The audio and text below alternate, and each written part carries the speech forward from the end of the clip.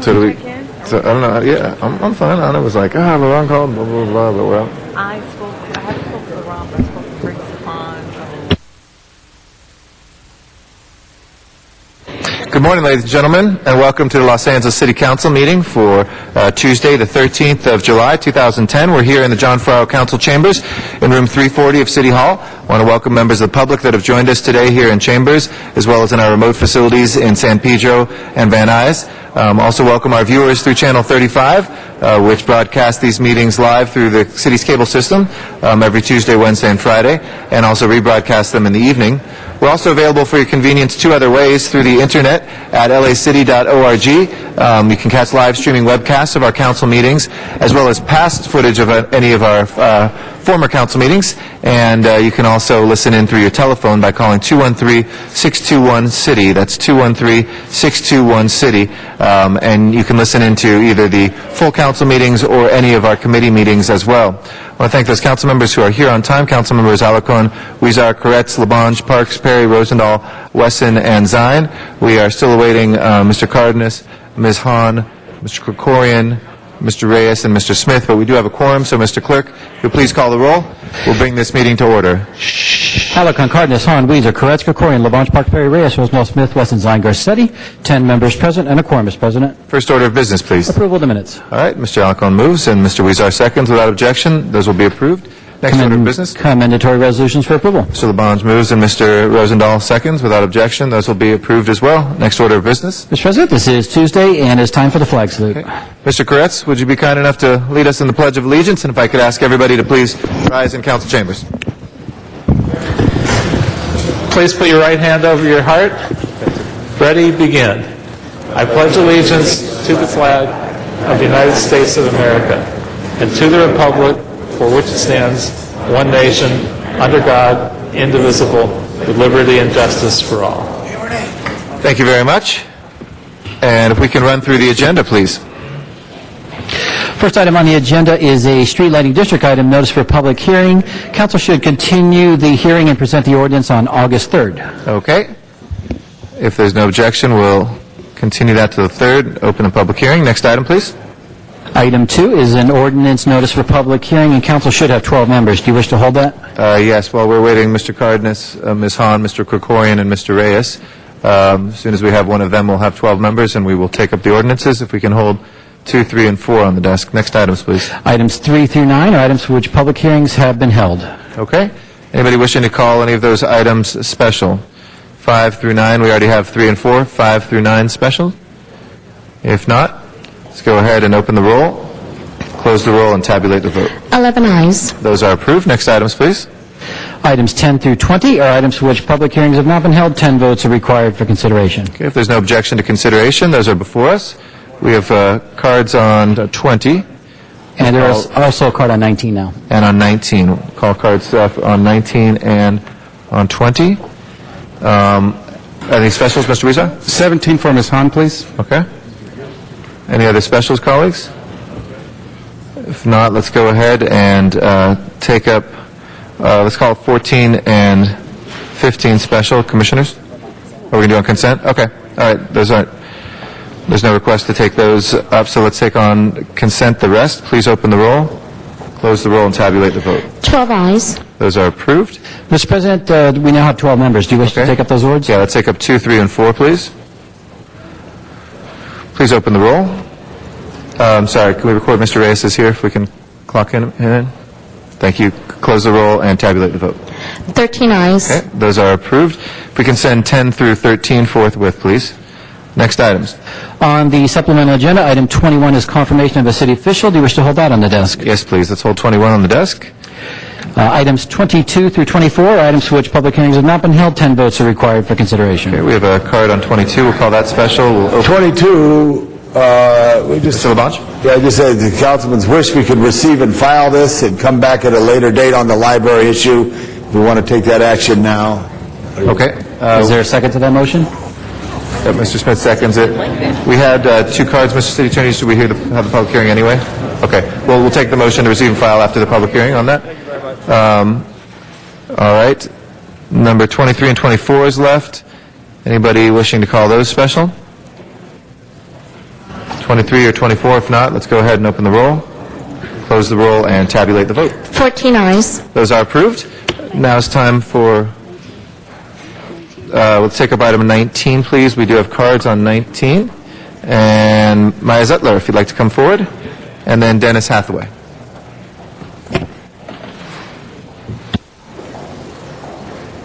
Good morning. Maya Zettler on behalf of VICA. VICA is here today to respectfully request that you oppose the motion before you today and request that you kick the motion back to Plum. The process for creating this ordinance requires a committee hearing, in our opinion. This motion was never heard in Plum. It should be vetted through the Plum Committee prior to going before you, Council, and should receive some public comment and public involvement. The outdoor advertising industry would welcome an open dialogue with Council to voice their opinion and to help determine the best approach to managing these supplemental use districts throughout the city. The proposed ordinance would hurt future development in Hollywood and thus in other parts of the city due to the inability to use outdoor advertising revenue for projects. This in turn would hurt any future CRA projects in this proposed SUD area.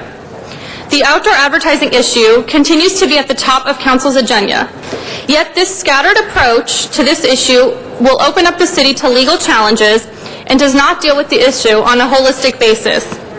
Council has voiced the need to address this issue of outdoor advertising across the city, but we should not focus this issue on just one particular area or one specific SUD. We need to understand that we need equal protection and equal application of the law across the city. There is no reason to push this motion through today or this ordinance through. There is no emergency and no reason to rush. We hope that you consider these arguments and push this back to Plum for more vetting. Thank you. Thank you. Dennis Hathaway.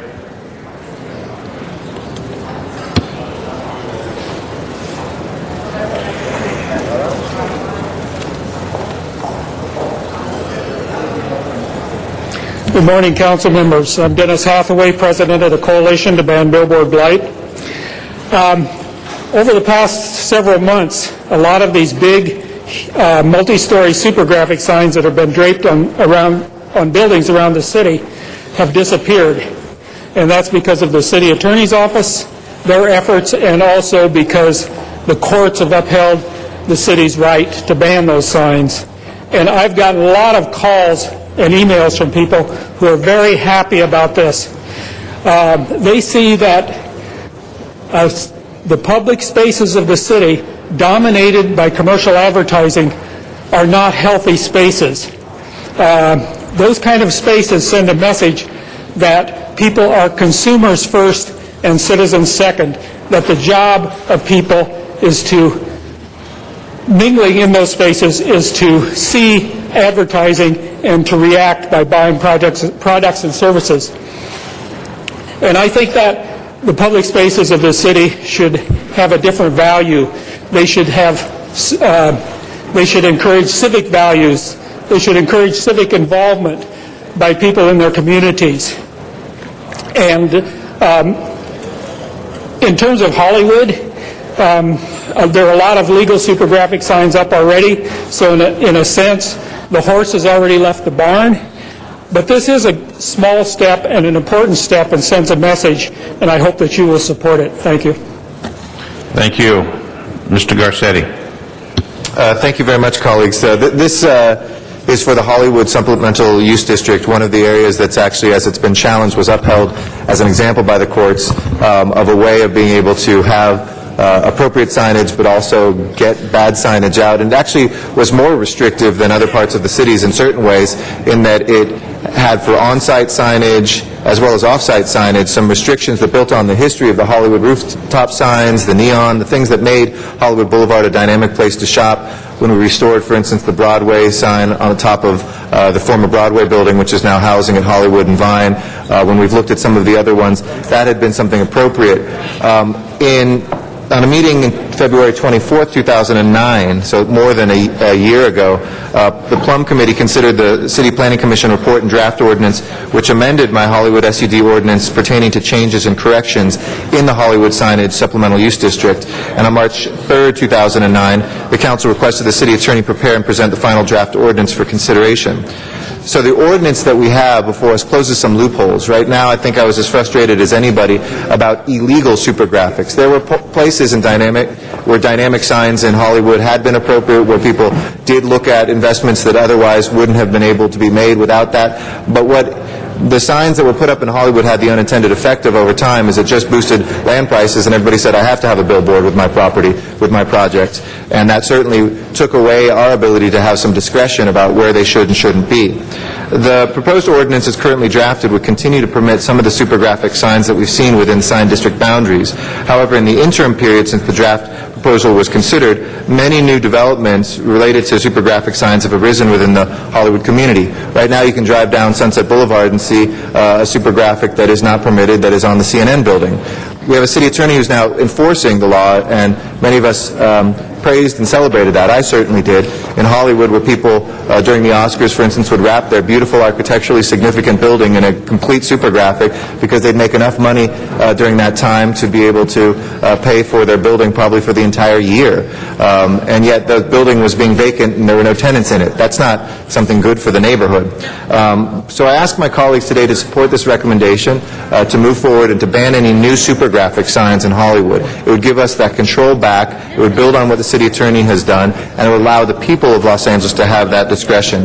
There are ones that are entitled, that are moving forward, that are a combination of regular signage and larger signs that would still be grandfathered in. I think there's 5 projects that have that. So those don't need to worry. I know that they calculated whether they can make their investments based on that. But as we look at new ones, it's not appropriate for us to be taking the huge buildings that we have in Hollywood, risking the life safety measures when people put illegal super graphics up, historical buildings like we have at places like the Hollywood Roosevelt, where they should never really be appropriate at all, and at the same time protecting the ability for premieres and other people to do things that are exciting and that really reflect the entertainment past of Hollywood. So I ask for your support of this today, and we need to tackle this issue now for Hollywood. Mr. Reyes. Thank you, Council President. Colleagues, I rise in support of this effort. As you know, we have been going through many challenges in the courts and how we are to implement this ordinance. I believe about 7, 8 years ago, we went through the special use district process in which a strategy was laid out where each council district could assess, look at the respective areas, and speak to the notion of what is compatible, what fits, what doesn't, what areas should be preserved, which neighborhoods should be essentially insulated from these kinds of impositions. Whereas in other parts of the city, there were certain areas in which it was more inviting. It added to the character. It stimulated an environment that essentially reflected the priorities of the people that live there, and much more importantly, how we put together an economic development strategy that speaks to how we protect our sightlines and our view sheds. So fast forward 6, 7 years later, a couple of city attorneys later, we have a new reading. You have a new layer of efforts, and I applaud the current city attorney for his proactive approach and making sure that those structures that are causing unsafe environments, those individuals who choose to ignore the law and or laugh at the courts and saying, well, catch me while you can, but in the meantime, I want to make X amount of money, given all these illegal acts that are occurring. The city attorney today is actually making that type of proactive commitment to control those areas. So we will be moving forward. This issue is one issue of many other issues that relates to signage and billboards. We're trying to move it forward. So I want to just give you a sense of context, a sense of history, and also I think the motivation and the principles and goals that are being sought by Councilman Garcetti is befitting of the type of pathway that we should be considering as a council. So I stand to support Councilman Garcetti and hopefully continue working through this very complicated issue as we fight to protect our neighborhoods while stimulating economic development opportunities in the city. Thank you. Thank you. Mr. Rosendahl. Yes, thank you, Mr. President. Supporting our neighborhoods and the business community is the balance that we need to do. First, I want to thank Eric for putting this forward and showing leadership on the issue. I want to thank Dennis Hathaway, who's been representing the coalition on this issue. The big question left is how many or what are the grandfathered signs that exist, or how far out are we already committed to certain signage? Do we know that list? Yeah, it's a very discrete list. There's 5 different projects that were part of that, various sizes. Whether they happen or not, in this environment is a different thing. But those 5 said, hey, you can't change the rules midstream. Our whole development has been predicated on those. So we said that's reasonable. The city attorney agreed that was reasonable. But it's drawing a line that there would be nothing new. And just so folks know, this isn't the final vote even. I mean, it was waived out of Plum so that CPC could take this amendment when they look at that. It then comes back to the council through Plum and to us. I see. And then that second question is, the city administrative officer nor the chief legislative analyst have completed a financial analysis. That's what they'll do between now and then. Okay, great. Well, it's a great step in the right direction. It gives us more control over the signage that has been put up and future potential signage. It doesn't ban it all, but it is more sensitive to community needs. I appreciate your leadership, and Mr. Reyes as well. Mr. Garcetti, once again, for close. Oh, no, I just wanted to clarify what I said. That, folks, this is an amendment to what CPC will consider of the overall Hollywood Supplemental Use District. It then comes back, if they approve it, to Plum and to council. So it's a small thing today. Thanks. Very well. That matter is now before us for a vote. Colleagues, open the roll, close the roll, tabulate the vote. 15 ayes. Very well. Forthwith, there's a request to take number 21 next, Mr. Clerk. And we have some cards on 21. Yeah, 21 is the appointment of Ms. Brenda Barnett as the General Manager of the Department of Animal Services. Okay, let's hear from the few speakers. Mr. Garcetti? Well, there was a request to do this, then public. Okay. Bill Dyer, followed by Phyllis Doherty, followed by Daniel Gus. Those are our 3 speakers on number 21. Please come forward, Mr. Dyer. Thank you. Thank you, and good morning. I'm Bill Dyer with In Defense of Animals. I have been through 10 general managers. They were all wonderful, and they were all terrible. I worked with them anyway because they were all we had. Being general manager is one of the most difficult jobs in the world, confounded with the relentless criticism from some of the Los Angeles humane community. St. Francis of Assisi would have trouble in this town. We of In Defense of Animals support Ms. Barnett's nomination mainly based on her outstanding record in Seattle of a 92% save rate in a humane community society that does not turn away a dog or a cat. Please confirm Ms. Barnett's nomination for General Manager. And remember, Ms. Barnett, if you can do it here, you can do it anywhere. Thank you. Thank you. Phyllis Doherty? Good morning. We are here about this is our biannual welcome to a new general manager of Animal Services. Unfortunately, let's hope that this is the last in the series for a long time. Ms. Barnett is very successful. However, some of the information is not correct. Her Humane Society from which she came clearly states on the website that you must have an appointment to have an animal selected and admitted to that facility. That needs to be very clear. That definitely cuts down on taking in all of the animals that we take into our municipal shelters that are in such wretched condition that they can hardly walk in the door. We also need to know that we are doing very well in Los Angeles. Only 3 cities in the entire state are doing better than we are in euthanasia, in low euthanasia. That's San Francisco, Huntington Beach, and San Juan Capistrano.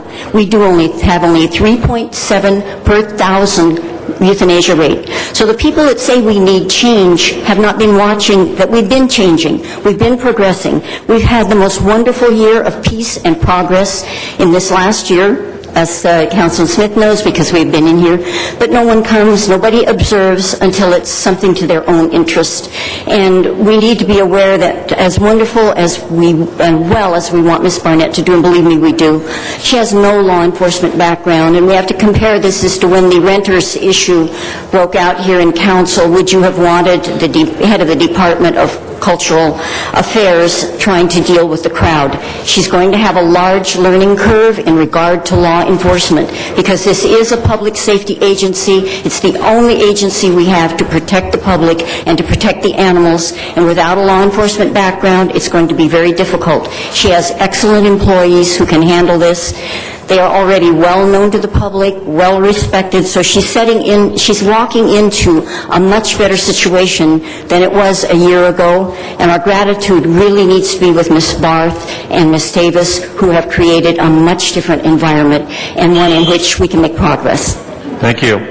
Sergeant at Arms, the room is extremely loud. Can you please quiet down? These folks having conversations. Please quiet down the chambers. Good morning, City Daniel Gus. Yeah, good morning, City Council. My name is Daniel Gus from the Stand Foundation. I'd like to address bring your attention to a list of questions that I hope you ask Ms. Barnett today, so we get benchmarks on where we're going to be 6 months, 2 years, and 5 years from now. I wrote a favorable article about the next GM in the Daily News 2 months ago. And I said something very favorable about Ms. Barnett, so I'm starting from a position of positivity. I said that among the people that the mayor should pursue for the job is Ms. Barnett. But since that article came out, a lot of questions have come up, and for weeks now, I gave Ms. Barnett these 19 questions, and she has found every opportunity not to respond to them, even though I've stated that I think she would be somebody that the mayor should pursue. Does the City Council know that she is not in favor of mandatory spay-neuter? That's the law. She's not in favor of it. Do you know what she's going to do about it? I don't. Do you know what she's going to do about animal cruelty or the canvassers? On Sunday, she was asked what are her freshest ideas to market adoption and spay-neuter. She said, well, we're going to have flyers and public relations, but no detail. Not, I'm going to get a PSA on the scoreboard at Dodger Stadium. You know, as Mr. LaBonge would say, how much bigger is Los Angeles than Seattle? It's 8.5 times bigger population-wise. The ideas that I've heard are Seattle-oriented, and we need Los Angeles-sized. We need Grandioso. I am concerned, and I hope that you get her on target for what her answers are, so we know where we are 6 months down the road. But to welcome her, I'm donating a pallet full of treats from Wagon Train. I will continue to help save lives. I hope she sends somebody to pick them up this week. A lot of treats. We will continue to save lives. But let's find out where we're going to be 3 and 5 years from now and 6 months from now. Thank you. Thank you. Thank you, Daniel. That completes our public speakers. If our General Manager-select can please come forward to the center seat, and we'll start with Mr. Greg Smith, Chair of Public Safety. Thank you. You're in that hot seat all by yourself now. You guys, Commissioner, do you want to join too? All right, Mr. Smith, it's all yours. Thank you, Mr. President. I appreciate the opportunity. On behalf of the Public Safety Committee, I'm pleased to bring forward the Mayor's recommendation of Brenda Barnett for the next General Manager of the Animal Services Department. I know she has a lot of things she's going to address today in her presentation. I want to tell you the discussion we had personally and the discussion we had in committee yesterday. We understand and we talked to her greatly about the problems of the department. Certainly this is a department that's been under siege for years. The wrong choices of general managers have hurt the department. And no offense to the acting general manager, I'm not counting you in that statement. You guys did a great job holding the department together. But certainly it's a department that's been under a siege for a long time. The general managers have not been popular with either the employees or the public. It has caused great morale problems within the department. Certainly the problems we're experiencing in all the city departments of layoffs and furloughs have hurt even further. She understands those constraints and those problems and wants to attack the issue of morale first and foremost. She knows this is a great problem in the department. We talked about humane treatment of animals and how in L.A. that is our first and foremost goal goal of this department, to be humane in the treatment of our animals, and we have been truly in the forefront in many of those things. Ms. Doherty talked about that, Mr. Gus, others, that we really have a very high standard here that we expect that department to rise to. We talked about volunteer service, and I know the commissioners are very interested in building the volunteer corps within that department. And there's a great opportunity because within the animal rights movements are very passionate, very vocal, but very passionate people who really care about animals and will come forward and help this department through these times of crisis. And finally, we talked about the budget constraints. Well, she is coming in at a very tough time with morale in the department. The bigger constraints are she can't come to this council and ask for revenue. She can't come and ask for more assistance in hiring. She can't come to us and ask us to fix some of the problems that exist in the departments that cost money because, frankly, we don't have that. And so, in a way, you're coming at the worst possible time. That one hand will be tied behind your back, but the other is the greatest possible time because you have an opportunity to build for the future department, and that's what I keep telling our general managers. Now is the opportunity for leadership to come forward to build for the future. And I think what we have today and the recommendations coming forward is a woman who has a vision for the future, has an understanding of the needs of the department today, has truly been well-versed by the mayor's office as well as my staff and others, the constraints she has, but also the problems that exist in the Animal Services Department that have built up for years. And so it's with our great pleasure that I tell you that the Public Safety Committee voted unanimously in support of Ms. Barnett today. We're pleased to present her to you with our unanimous support. And Ms. Barnett, I'm sure you have an address you'd like to make to the council about some of the issues Mr. Gus brought up, as well as those general issues we've all gotten. I know, and I said to you yesterday, I have gotten more emails on this appointment than I got on Charlie Beck as our police chief. That says a lot about the concerns out there, and I think all of you laughing are that you know what I'm saying. So please, Ms. Barnett, the floor is yours, and good luck. Thank you. Right. Thank you, council members. It's a pleasure to be here. I have had the opportunity during this process to meet with many of you and also to meet with a number of community members. Sunday night we had a meeting and there were about 150 community members there representing various interests within the animal welfare community.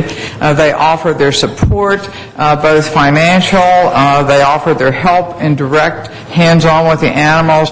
It was an amazing opportunity. And during that time, we did try to answer many of the questions that have come up. And, we have explained over and over again that open door at the Seattle Humane Society is really not an issue. If you have an emergency situation, it says right on the website, bring the animal in and we'll take it. We do not turn away any dog or cat that the person needs to leave immediately, regardless of age, beauty, breed, or type. So that we'd like to just put that one statement to bed. It is true that I don't have experience with law enforcement, direct experience, but I would expect to heavily rely on the LAPD and to work with you closely and to exercise that fast learning curve. In terms of mandatory spay-neuter, I think what the City of Los Angeles has done is unique to the country. My criticism of mandatory spay-neuter has been passing laws and then not giving the citizens a means to pay for them. And you have not done that here. You have made voucher systems and you have done things to make it possible and accessible for people to have spay-neuter. So I applaud that. I have every intention of supporting that 100%. In terms of the canvassing, I think that I have talked to a couple of council members about that, also with Melanie from our commission, and we do hope to restore the canvassers, but we need to elevate them a little bit so they have an opportunity to collect when they are going door to door and to have a little bit more authority so that they can be more effective and so they can in fact not only pay for themselves but hopefully bring in some revenue for the city. What I've asked the rescue groups and what I would ask the entire community is to agree on only three things: that we need to save more animals' lives in the shelter, that we need to spay and neuter more animals in our community, and that we need to work to end the cruelty because that will make this a safer community for both the animals and for the people. We do not have to agree on what we eat, how we dress, or what church we go to. But we have to agree on those three things, and if we can just take those three things and focus, we can make a huge difference for the City of Los Angeles. I hope you will approve me. I look forward to serving you. Thank you. Mr. Cardenas. Thank you very much. I think it's appropriate that we first thank Linda Barth and also Kathy Davis. Linda Barth, very, very briefly, was the interim director, and Kathy Davis has been holding the fort very, very well for some time. So I think it's appropriate that we recognize them and thank them for keeping this department that was in such flux when it came to official leadership of who was going to be the permanent director. So I think you did a fine, fine job, so thank you very much.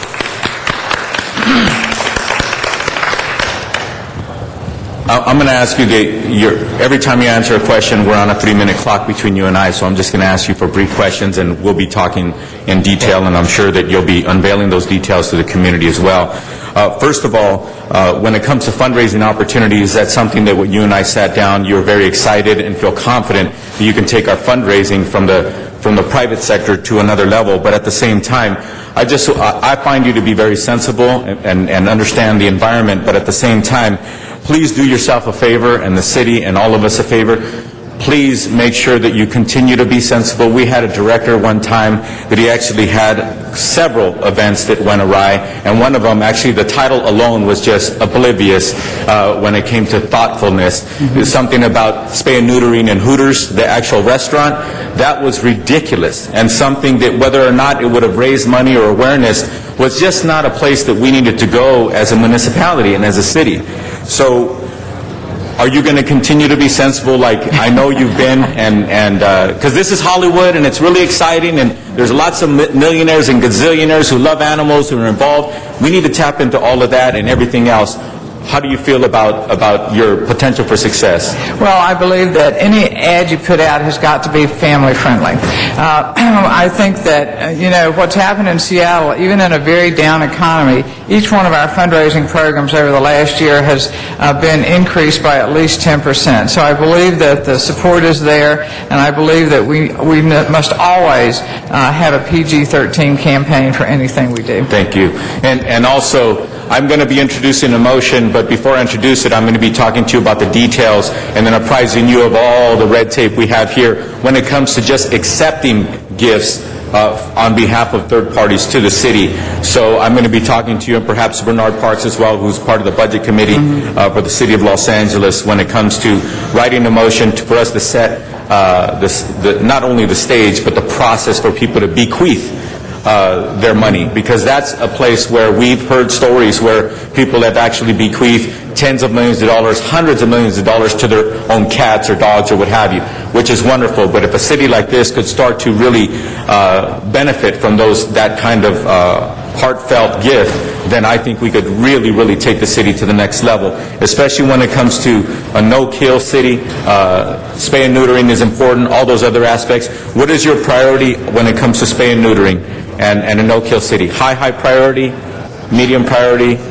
Absolutely high priority, and particularly some target groups. If we can spay and neuter the cats, that will keep the animals from coming into the shelter. And another group that has large litters and fills the shelter are the pit bulls. So I would I would recommend targeting those two groups for the most spay and neuter, because that will reduce the number of intake into the shelter. Okay. And because I'm running out of time very quickly, is it a high priority for you to make the best of our volunteer base in the city of Los Angeles?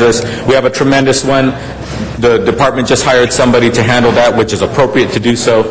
Is that a high priority for you? Absolutely. I have a track record for high volunteerism everywhere I've worked. Thank you. Mr. Cardenas, you are overtime. My last point, when it comes to law enforcement, we have an animal cruelty task force that has been touted around the country, although it's young, is one of the best, perhaps the best in the country. Please work well with the police department on that and make sure that we keep that growing and going, okay? Thank you. Mr. Alarcon. Thank you, Mr. President. Good morning. Good morning. Welcome to LA. Thank you. First of all, let me just say we haven't had a chance to meet, and I'm looking forward to that opportunity. I sort of like the idea of the mayor going outside the box and getting somebody who hasn't managed a department, so that we can bring more common sense approach. At the same time, we have some practical functions that have to be implemented. I was a little concerned when on the issue of law enforcement, you said that you would rely on the LAPD when in fact the department is a law enforcement entity. And LAPD is busy. I mean, we've got the task force, but they're busy with a lot of things. And while, of course, we want them to work as a team with the Animal Services Department, the Animal Services Department is our primary law enforcement entity with regard to animals. And so this is under your bailiwick. You can't rely on LAPD to manage your department. You've got to manage the law enforcement aspects of the department. And so I just want to make clear on how somebody with no law enforcement per se experience is going to come in and manage a law enforcement entity.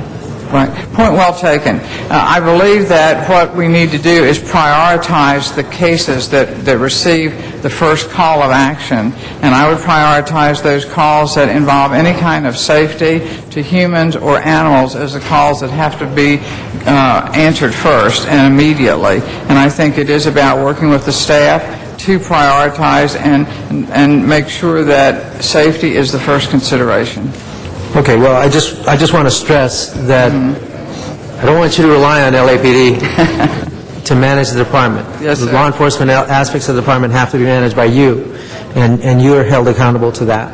Of course, we have obvious connections with LAPD in this regard, but they are not the priority. I wrote the spay and neuter ordinance for the city of Los Angeles, and it's been said to be the toughest in the entire nation. There was a concern mentioned in public comment that you do not support spay and neuter, and it's an absolute critical need.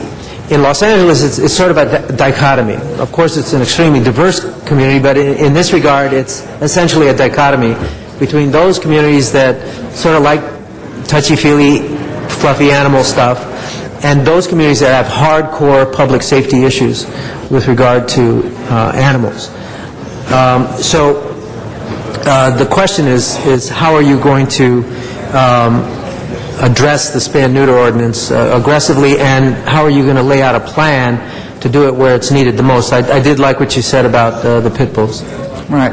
Well, I think, it is not true that I don't support spay and neuter and that I don't support your ordinance. I have a track record for aggressive spay and neuter. If you just look at what's going on at the Seattle Humane Society, we're spaying and neutering pit bulls for free. So people just come and we do that at no charge. Sometimes we also do cats at almost no charge. So I do have a pretty progressive record. In terms of Los Angeles, I think we need to look at the communities that need the help the most and target the outreach and the vouchers to go into those communities to make sure that the communities where there's the greatest need actually has access. Because it's about access and it's about affordability. I believe we can get the people to spay and neuter if we make it easy. Yeah. You mentioned the vouchers. My last question is really about how the voucher program is working and where it is working. Is it penetrating into the working class and poorer areas of the city as it should? And there's some accusations or even less than accusations that there's some gaming of the voucher system. At one point, the previous general manager, not Ms. Barth, but the previous general manager stopped the program just without telling the council, just stopped the program. And I believe it was because of those allegations. How are you going to implement the voucher program and do a more effective job to make sure that it is used throughout the city, not just in those communities that are aware of it? Well, I've heard that criticism, and I know that Ms. Barth has been working on the voucher system. I haven't actually started work yet, so I don't know what changes and transitions she's made, but it is certainly in the top 3 things that I think we have to address and address immediately, and that I'll be learning about immediately. Okay, then finally, just let me say that common sense, I believe, is why the mayor hired. He wants a dose of common sense in the department. I think the department are doing a tremendous job with very limited resources, but they need more, and I hope that you will bring a common sense approach to doing what needs to be done to grow this department as opposed to shrink it, but do it in a way that is consistent with our budgetary constraints. Thank you. Thank you. Thank you, Mr. Alarcon. Mr. Koretz, followed by Mr. Rosendahl. Well, thank you, Mr. Chair. First, I want to thank both the mayor and Greg Smith for giving me the opportunity to participate in this process. I asked if I might be able to take the spot in terms of being able to do some interviews with the candidates, and he was gracious enough to give me that opportunity, which I appreciate. And at the end of the process, I was very excited at the opportunity to have the candidate that you have before you as general manager. My top priority for a general manager is to get high adoption rates and high spay and neuter rates. And frankly, there are a handful of people that have done this right in the country. The fact that we were able to snag one of them and bring them here is a great opportunity. I think that Ms. Barnett will be able to replicate what she's done in Seattle, and achieving an over 90% adoption rate is not an easy thing. I don't think anybody that we interviewed otherwise gave us a hope of doing that here. I'm very excited that we have that possibility. I know that you have a lot of good ideas, but that you also have a collaborative approach. And so the hundreds of people with great ideas and passion and dedication are people that you'll listen to and involve, which I think is perhaps the most important part. And the other thing is we, and with some difficulty, decided to keep all of our shelters open. And part of that was based on the fact that we're hopeful that we will start doing some fundraising to help sustain those. And I know you have a strong fundraising background, and that you were able to use that in San Francisco to help build the fundraising base for their quote no-kill shelter approach. And I'm hoping that you jump in with both feet forward and help us with some fundraising so we can keep all those shelters open. So thank you very much for coming here, and I'm very excited about the prospect of working with you to finally make this a really great department and to finally have a general manager that's really on target for the city. Thank you, Mr. Kress. Mr. Rosendahl, followed by Ms. Hahn. Thank you, Mr. President. Good morning. I enjoyed our meeting. In fact, while we were there, I called the zoo guy over another issue about animals because I have a passion for animals, as do my colleagues, and as does this greater Los Angeles area community. Like Mr. Smith, I got a lot of emails. Frankly, I don't know, I got more with Billy the elephant when that issue was on the front and center for me. But the big issue, there are two or three of them, and I'd like you on the record to answer the first one. They say you're connected to various kennel clubs, which are breeders, which some claim have ideals that conflict with the ideals of the Humane Society. Would you react to that? Right. It's true that I have in the past bred a litter of dogs, but I have not been in the show ring, haven't shown dogs for 4 years. I was a member of the Seattle Kennel Club. It is a non-political club. As a result of being in that club, I was called the AKC legislative liaison, and people have tried to make that seem like it was a lobbying position. It is not. I'm sure the AKC would be very surprised to find out that I was on their lobbying committee, because the Seattle Kennel Club never lobbied on any issue. I have resigned from that club because I will not be living in Seattle. And so, I haven't been in the show ring. I'm not involved. However, I would say that some of the money that I have gotten for animal welfare has definitely come from Seattle Purebred Dog Rescue. I would say that's a very important piece. Again, we don't have to agree on everything. I'm not breeding. I'm not planning to breed. My dogs are spayed, except one who's neutered. We talked about our animals, and obviously I have 3 cats, and I want to go up to 5. We're going to pass, hopefully, legislation that allows that. I'm not too sure where I stand on dogs besides 3 because of the pack mentality, but I want to work that out. But how do you feel of dealing in a town like this where there is an intense media coverage, due to a number of media outlets and the politics here, your background in dealing with the media?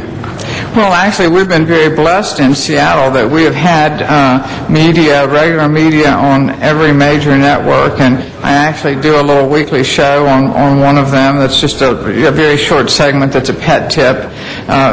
So I think that the big thing here will be getting into the mix and competing for the airtime. Well, you'll get your airtime here. Any problems working with unions and bureaucracies? You know, that's a good question. My son has been a member of a union before. I actually look forward to working with the staff, and one of the reasons that I haven't come out with a lot of plans is because I want to involve staff in the planning. I'm not at all concerned about the unions. Very good. Thank you very much. I like your temperament. When we talk about temperaments, you're very understated and come on very nicely. And I think your community outreach, since you've been in town the last couple of weeks, has been terrific. You've met with practically everybody I know who has an interest in it. Not everybody agreed with where they came out, but you're accessible, and I appreciate that. Thank you, Mr. Rosendahl. Our next speaker, Ms. Hahn, followed by Mr. LaBonge. Thank you, Mr. President. Good morning, Ms. Barnett. We also have not had an opportunity to sit down and talk, but I am very pleased that you want this job. It's a very difficult job, probably one of the more difficult jobs in the city. As you can tell already this morning, you can't make everybody happy. But I know that your number one priority has to be all the animals in our city, and there are so many issues involved with that. I was going to ask you, maybe you talked about it in committee, but maybe give us a sense of your time in Seattle with the Humane Society, maybe what were some of the lessons, the most important lessons that you learned, and how you think that might work here in Los Angeles. And there were those who would probably want me to say, while your adoption rate was high, I mean, the last year's annual report for the Humane Society talked about a total of only 5,900 dogs and cats that were admitted for the entire year.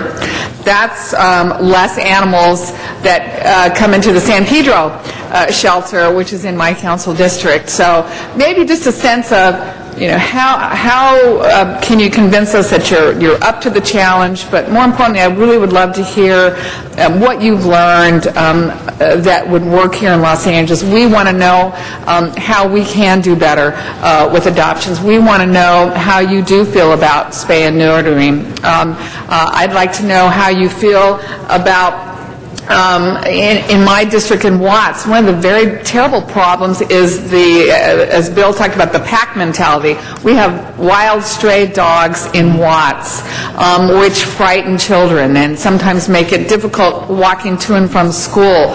In better budget times, we had regular sweeps, and we've cut back on that tremendously. So there's fear out there associated with animals. I would love to see us closer to the no-kill policy. My new animal shelter in San Pedro attempted to be the model no-kill shelter. It's almost impossible to achieve that, but I've asked you a lot of things, but maybe just give me a sense, and those who are watching, how you plan to address these issues. Sure. I think one is a thoughtful and methodical process. I've been meeting a lot with community members and hearing their opinions.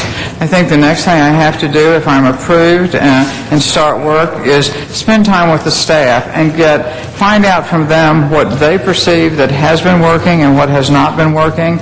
I have resisted going out and saying, here are all these plans I think we should implement, and that's probably the greatest lesson I ever learned. Once the board of directors and I decided that we wanted this big yellow bus to do adoption events, so we raised the money, we raised the $250,000, we bought the bus, we had these great graphics put on it, and we forgot to say, what do you think about this idea to the staff? And the staff said, what, are you crazy? You just gave us another job to do. So, I think the first thing we have to do is we have to involve the people that I have to depend on and you have to depend on to do the work. So I very much want to spend time with the staff formulating plans that they will agree with, that they will support. It's not going to work if I try to force it. They're just going to give me a lot of pushback, and I think that's critical. I think in terms of spay-neuter, spay-neuter is not a law in King County, but the Seattle Humane Society spays and neuters every animal before it ever leaves the shelter. We do not put any animal out and say you can bring it back in 2 weeks or you can bring it back in 3 weeks. It stays in the shelter until it is spayed or neutered, and then it goes home. So I'm very strong on that and have been. One of the programs that I think has increased the adoptions tremendously because it's involved the community is our foster care program. In fact, I was invited to speak at the University of Florida Veterinary School because our foster care program has achieved some national recognition. And that was when we had 3,000 animals out in the community, living with community members in foster care. This year, however, we've topped that. We're at 4,300 animals. And we have that many animals who go out and live in people's homes that gets them out of the shelter. When you have people who have that many animals out in the community talking to their neighbors and their friends about them, it increases the visibility of the shelter, the goodwill of the shelter, and it lets people get to know how amazing shelter animals are, so they will come and adopt them. Let's see, what did I forget? I talked to you just at the end about the stray pack dogs. Yes, I think public safety is critical, and I think that's one of the things that I hope staff will be willing to work on, and I think we have to work on, is making sure that the calls that have any kind of danger associated with it, whether it is to children, to community members, or to other animals, has to be addressed first. Every child should be able to walk to school and back if they are close to a school without the fear of a dog. I believe that strongly.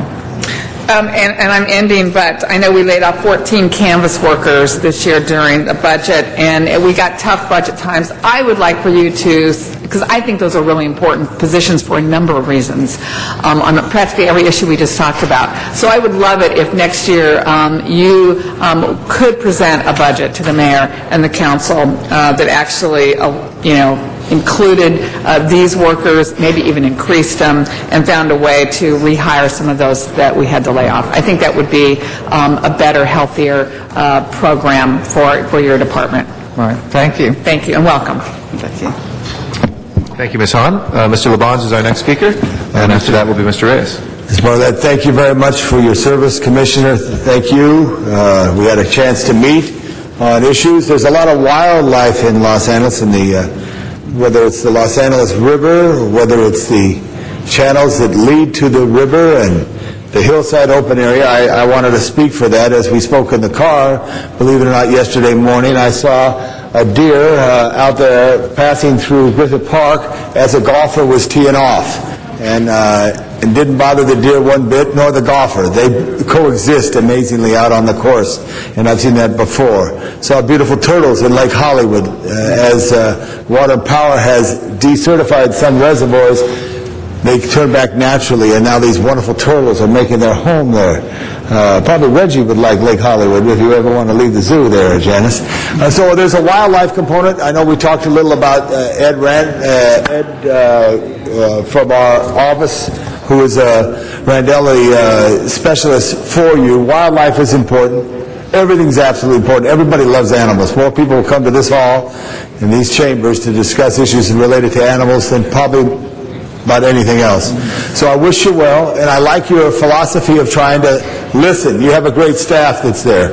I know two of the assistant general managers who sat there who have great interest in the city and trying to have a calming effect. And I think you have a calming effect because there has been, as public speakers has mentioned, a series of people who've represented this job and this role. So listen to everybody as you can and make the right decisions.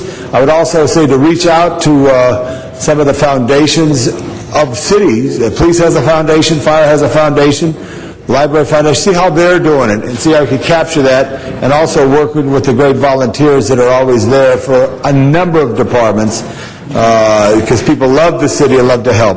Good wishes. Whatever I could help you, let me know. Thank you. Thank you. Thank you, Mr. Reyes. Thank you, Council President.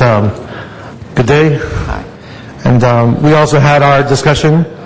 But as we review the environment you're entering, I believe the budget went from $20 million to $17 million for your department. About 26 persons, either through ERIP or furloughs, that's how much capacity was lost. On the positive side, you were fully funded for the programs that help us deal with those parts of the city where people are struggling just to get through the day, yet they have pets. So to be able to spay and neuter, those programs seem to be intact. But we also have other dynamics that occur because of our economic crisis. The other day I was reading an article about Councilman Garcetti's work on foreclosures. And in the picture at the time, there's a little dog. I don't know if it's a Chihuahua, but it was a small dog. It was a Chihuahua. It was a Chihuahua, right? That was under the house of the abandoned. I mean, it was living in the basement of that abandoned house. So it made for a great photo, but it was a tragic statement. What's happening to many of our most vulnerable animals, our dogs and cats, in these abandoned houses.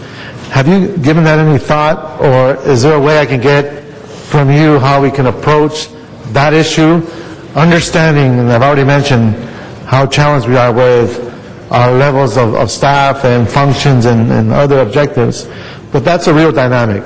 We do have animals that are being left behind, that are stuck in their house thinking the owner's going to come back and they never do.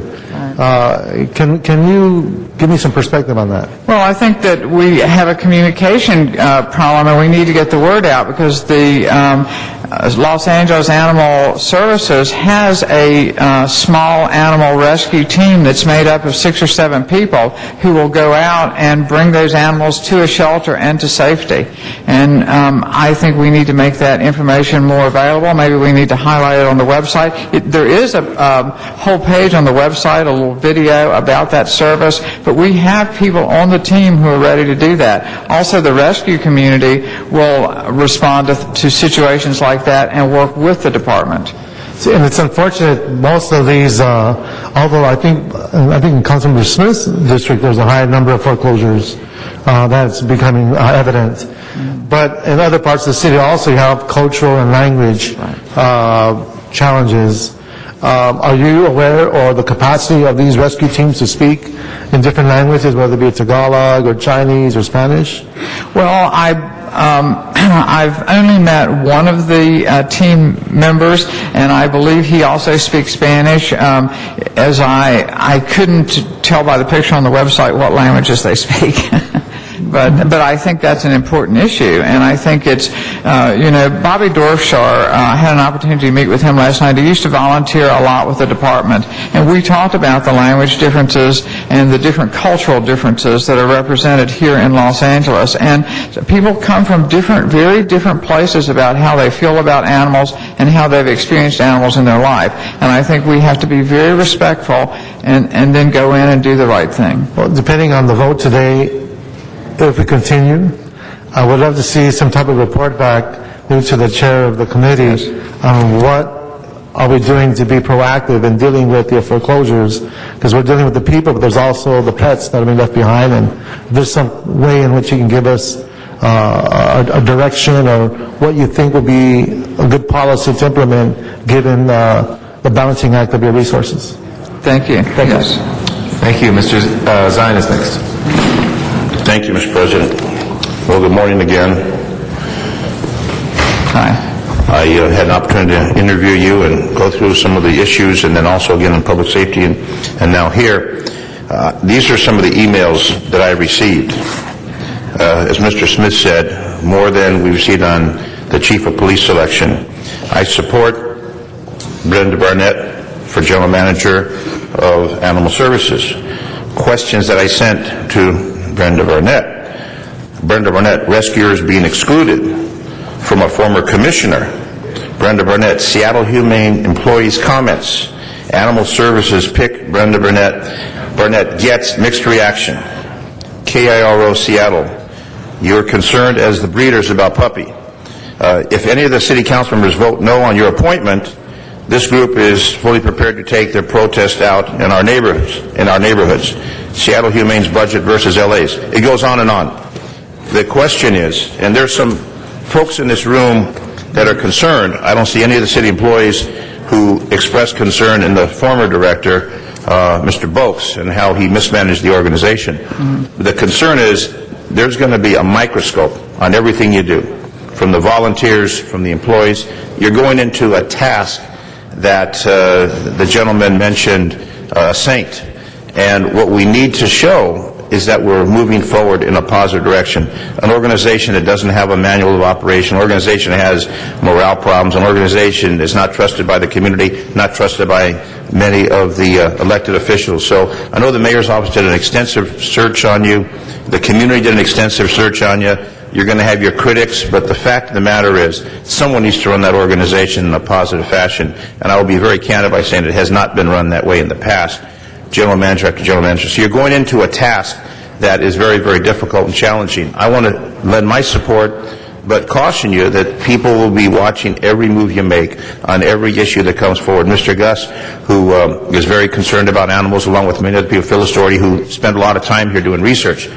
We just want to see you succeed, because when the department succeeds, you succeed, Los Angeles succeeds. And there's concern about the animals. So we're giving you that green light, and I'm sure you're going to get a unanimous vote today with 15 members here, but to be cautious and to go back to the community and to go back to the employees and include versus exclusion. I think what happened in the past, there were a lot of people excluded, including us. And then the crisis came, and it was too late. So I would just encourage you to include the community groups, the workers, the supervisors in that department, because you can build it and make it very successful. And that gives you then the golden path where you can turn it around in any other city that has a problem. But we hope you stay here in sunny California. You don't have the miserable weather of Seattle, the dreary overcast days. We got sunshine. It'll be 100 degrees next couple of days. So enjoy. You'll get a nice tan. You'll be refreshed. The animals will be happy. The LA will be happy. And then we'll do a celebration. So welcome aboard. And I wish you great success in this very challenging endeavor you're about to pursue. Thank you. Thank you. Mr. Cardenas, your second time. One of the things that's really important, especially when we have to admit to ourselves and recognize that in a department with so many changes and so many different department heads, and then to combine it with the reduction in the budget that we've had to force on many departments in the city, the morale of our workers is really, really important. So one thing that I'd like to ask of you, and I know in the time that you and I have sat down and talked about this, I know you're going to do this well, but I want to remind you, please be hands-on. Please make sure that you enlist everybody's help that you can. There's so many people, so many organizations, so much potential out there to make this department a real focal point of the entire community, including us. Please make sure that you call on us to help you. Make sure that when we talk about next year's budget, and you're probably going to be looking at opportunities for having to tighten the belt more or what have you, just be honest with us as soon as possible as to what the effects are. Let's sit down and try to figure out innovative ways to find more funds or what have you. I want to thank my colleagues for the work that we did in this year's budget, and it was sort of at the last minute that we were able to find enough money to preserve the shelter that we were going to close down that's brand new, that the community really needed badly, to make sure that we did have enough money to have enough bodies to keep it open and to do some other things. Why? Because this council was brave enough to go ahead and do something that is politically not fun, and that is to increase a fee or a penalty or what have you. But by increasing the parking rate ticket fee by $5, we were able to do that. We were able to dedicate that money within the budget to save those jobs, to save that facility, to make sure that this department didn't get decimated even more. I could see in the eyes of the people running the department that that alone, that one thing alone, really did uplift them and gave them the feeling that, you know what, when they speak up, when they're honest with us, we listen. So please make sure that you do that, because next year, from my understanding, is not going to be any better than this year when it comes to the overall budget of the city, and that, unfortunately, is going to come down on every department as we try to tighten our belts.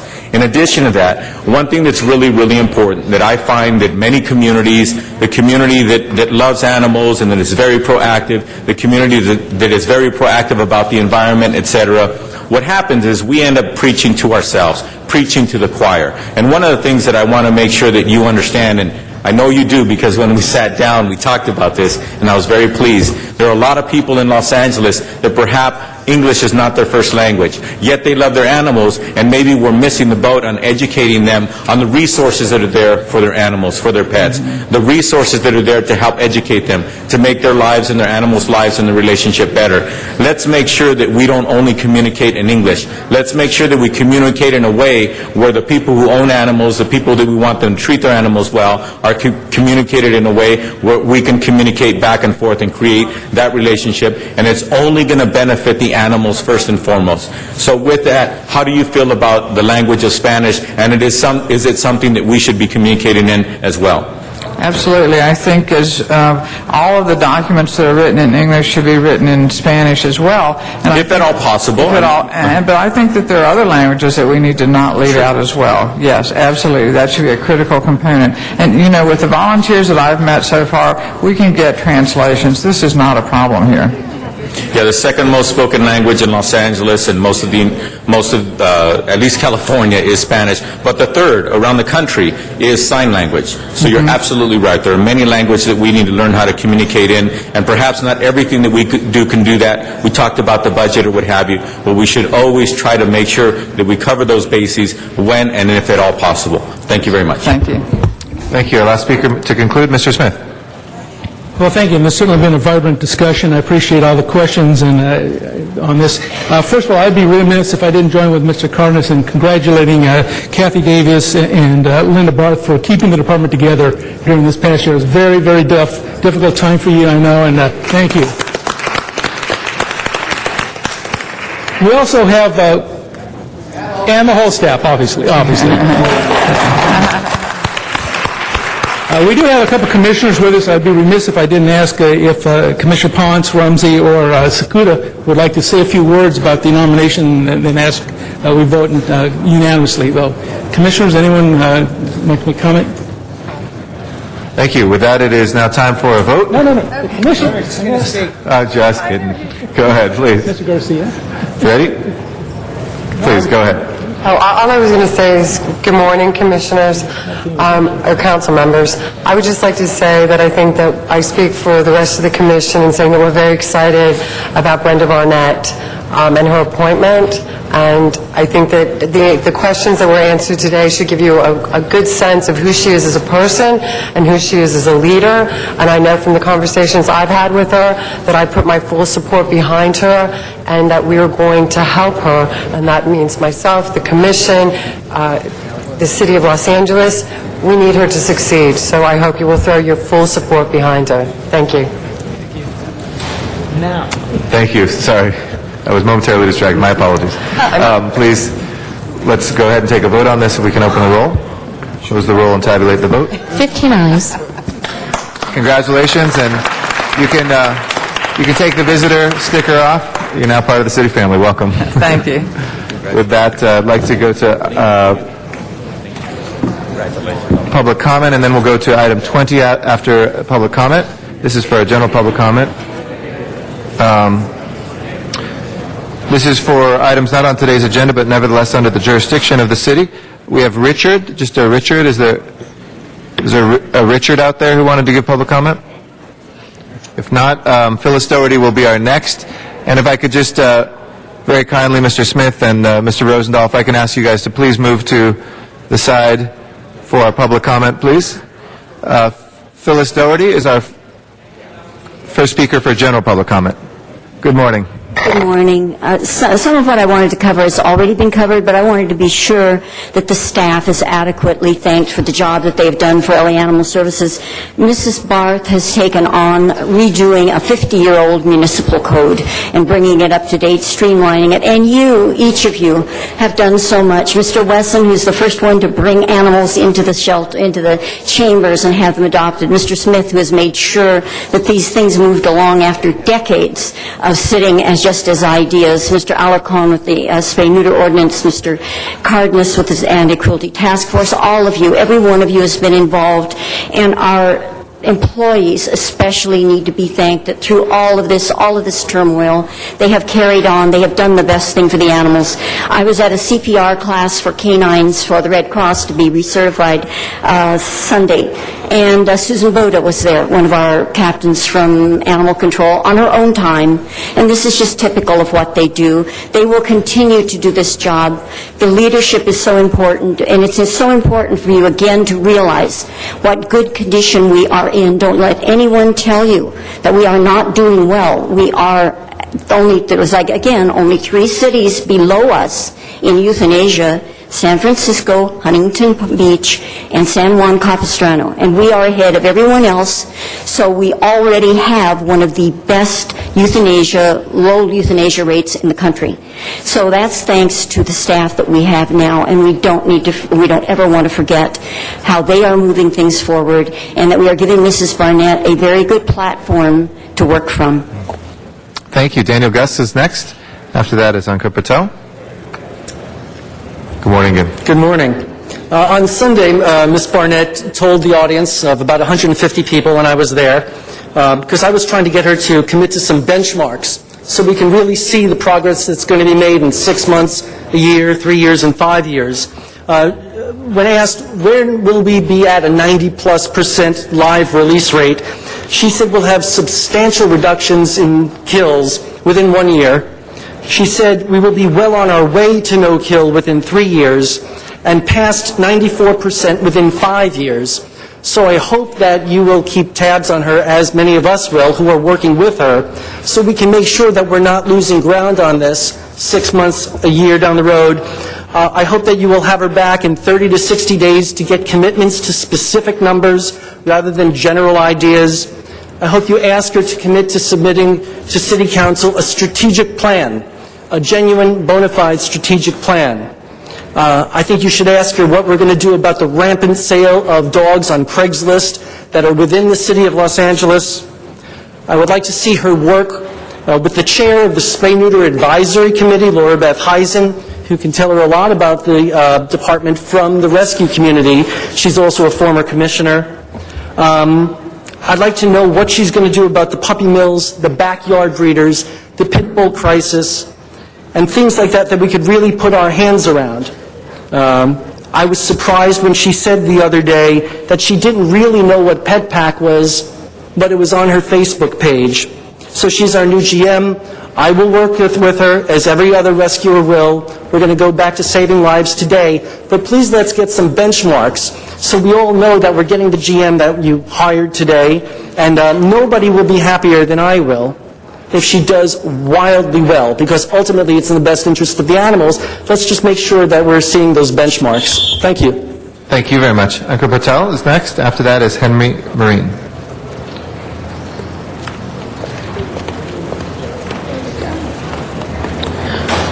Hello. I asked you on Friday, I asked you again today, and I will continue to ask you to lower your salaries from the $178,000 and change. You can't lower your salaries. You can't adjust how much money you make. You can approve marijuana. You can make these ordinances. You can tell us to water our lawns this day and that day. You can do something with public transportation. You can approve a general manager of a department, but you can't lower your salaries. That's nonsense right there. If you can't adjust your own salaries or those salaries of different people in the cities, you should have that ability to regulate the salaries of the different people. And maybe you should make a motion to do something like that. But as a government employee, you should expect meager pay. You should expect to earn a little bit of money and work long, hard, grueling hours. That is the job of a government official. That is what you sign up for if you work for the government. But no, you guys make a lot of money. And so does everyone else that works for you.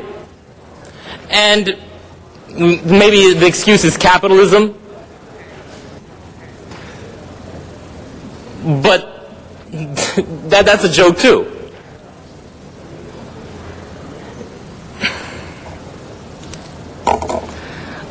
One reason why you guys don't deserve your salaries is because of the incompetence that you exhibit on a daily basis. Two of my favorite examples, the FMS, the financial management system that Tony Cardenas, Councilman Cardenas supports. You fire 16 people, you realize you can't do the project, and then you hire somebody else to do the project for $3.5 million. You save $1.6 million, and then you go out and spend $3.5 million to get the project done over a longer period of time. That kind of incompetence is on a daily basis. And you guys need to get yourselves under control. You guys need to pay attention. Thank you, Mr. Patel. Mr. Smith, brief response. For Mr. Patel's edification. The salaries of every city employee are up to the city council. The city council salaries are fixed in the charter by a vote of the people. We have no authority to change them. Only a vote of the people can change that. We didn't put it on the ballot.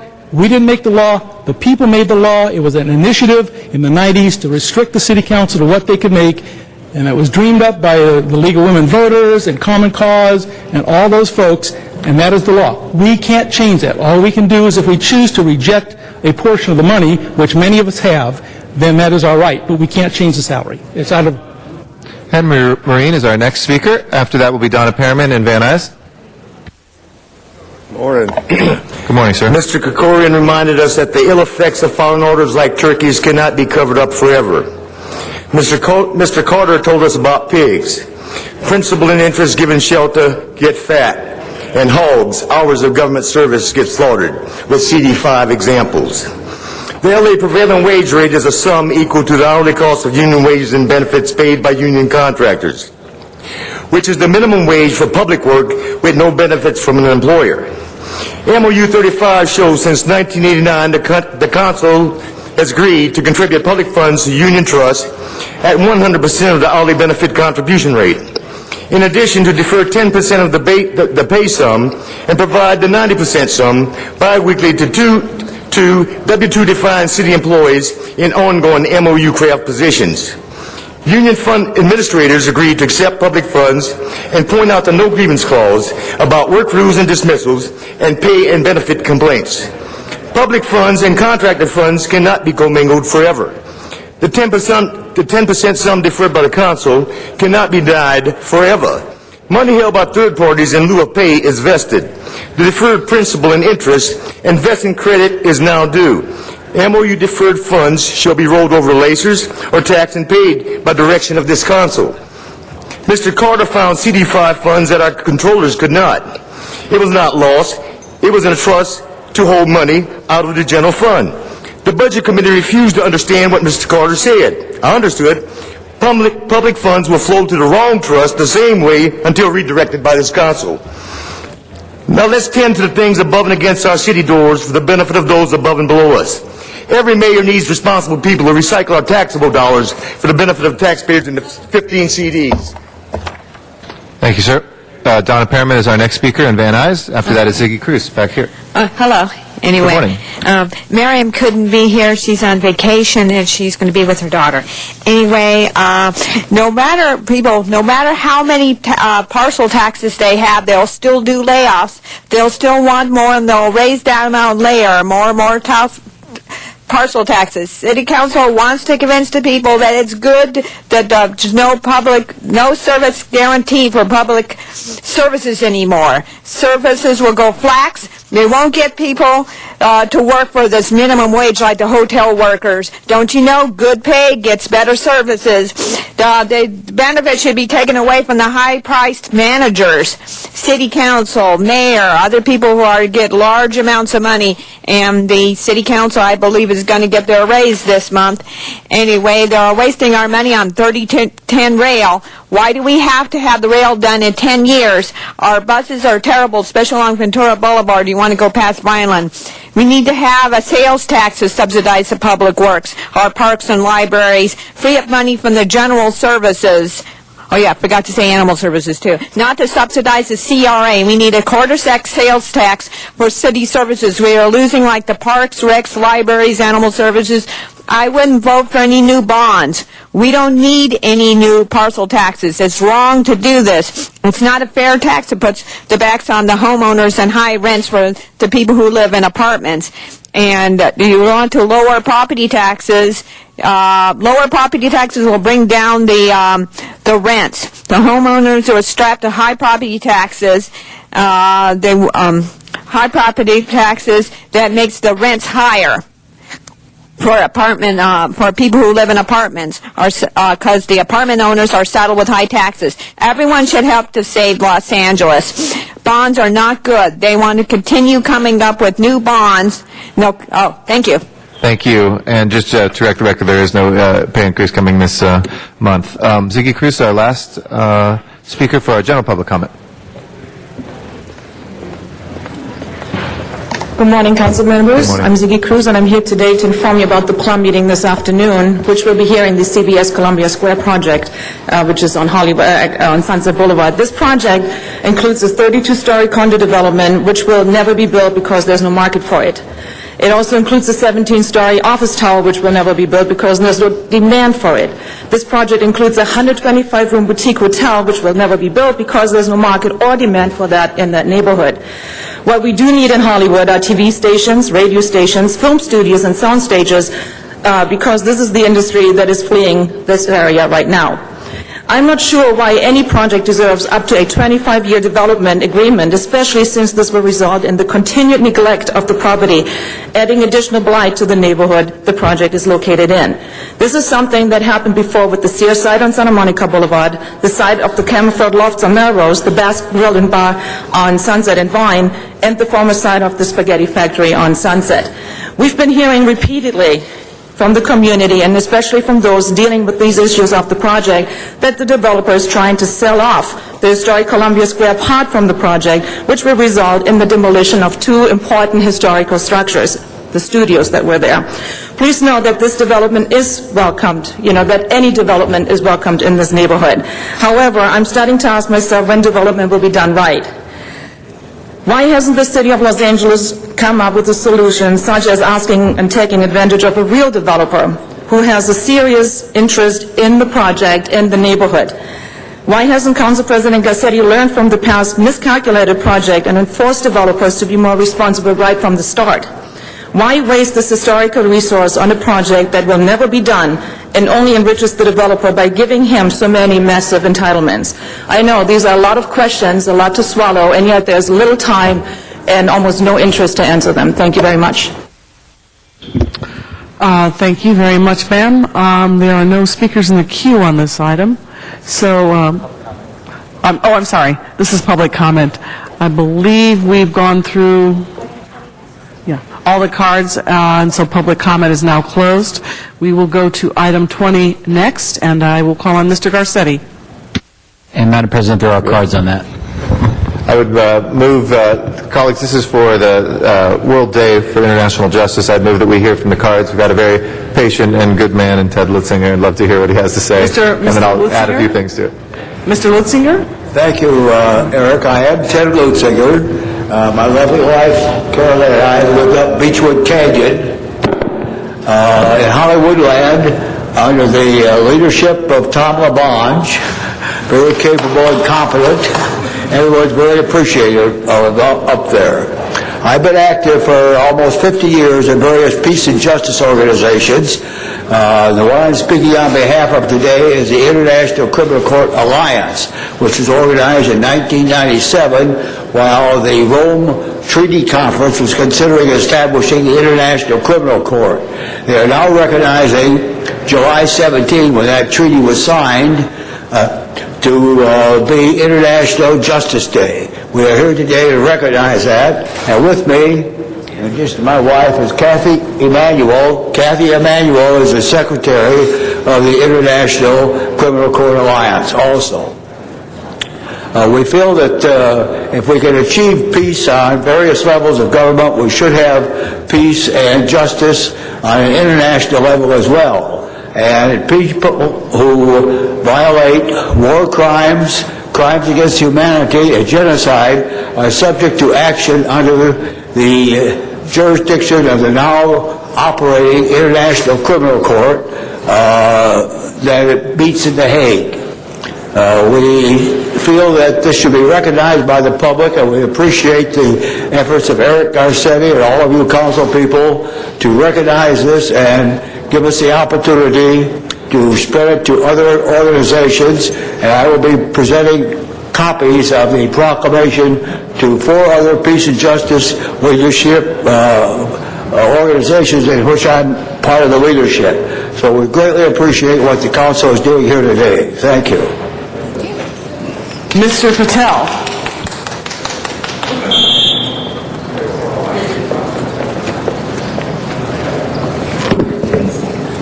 So I've worked in South Korea for a year. I've worked in China for 6 months. I've traveled extensively to India, and international justice to most of the world means food, water, and electricity, right?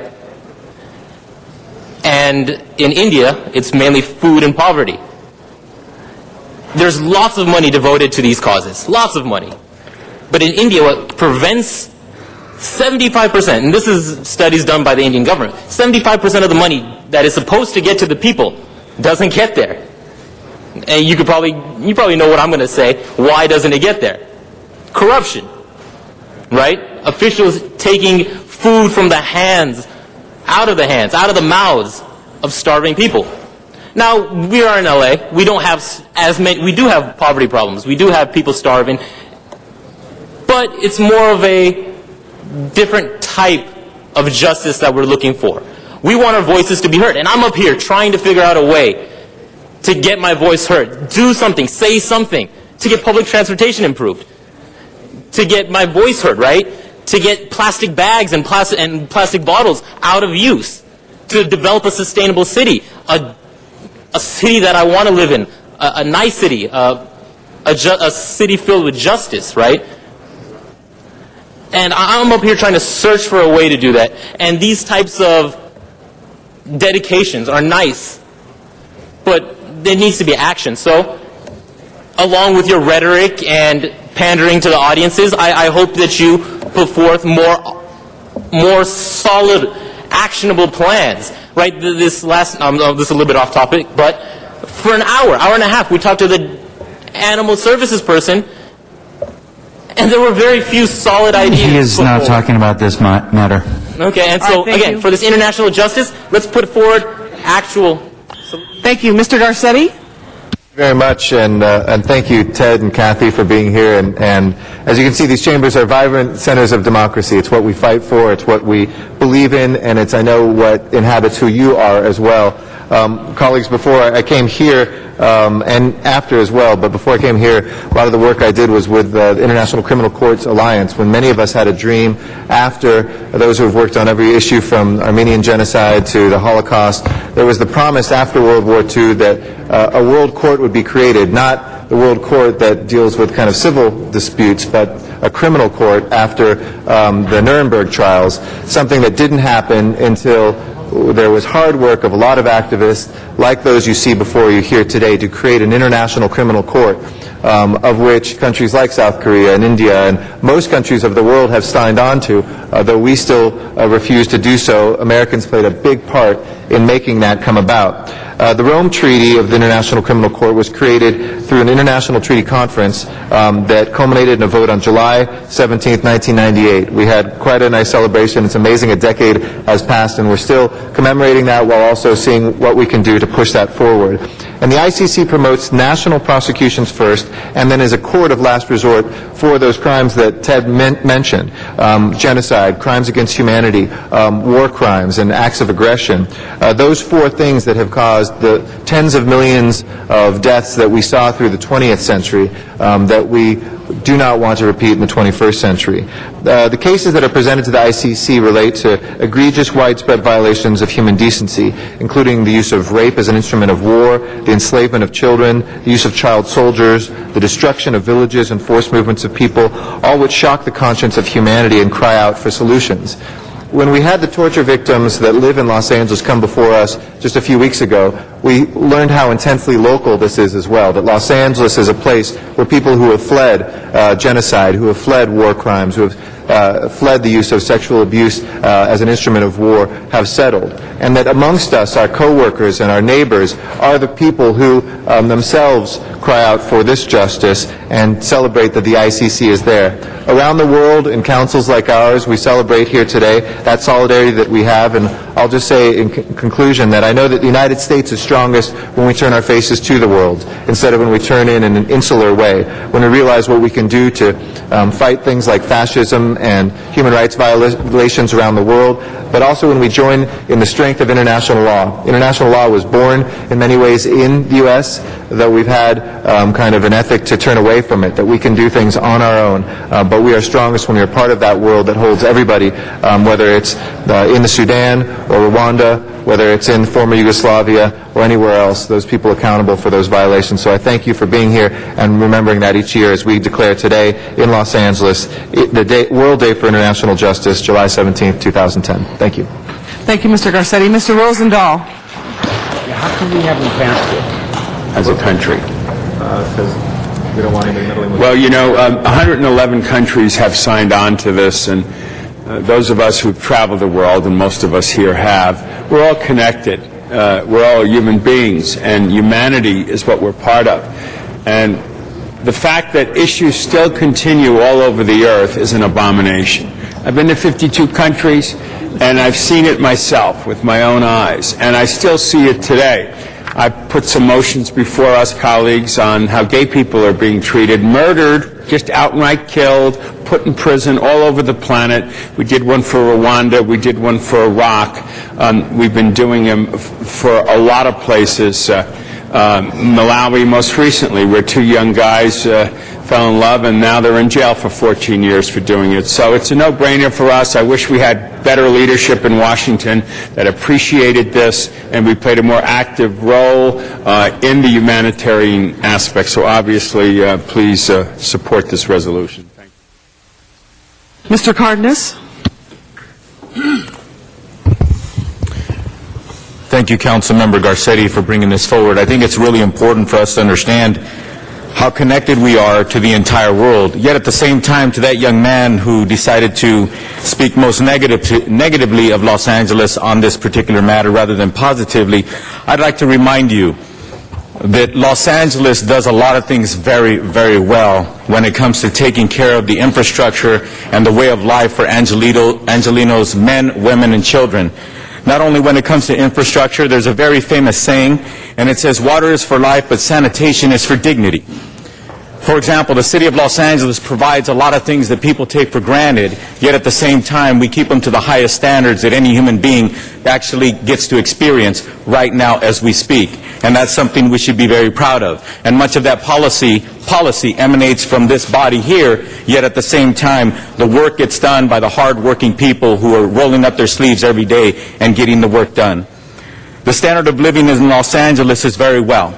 Perhaps not the best, but one of the highest in the world.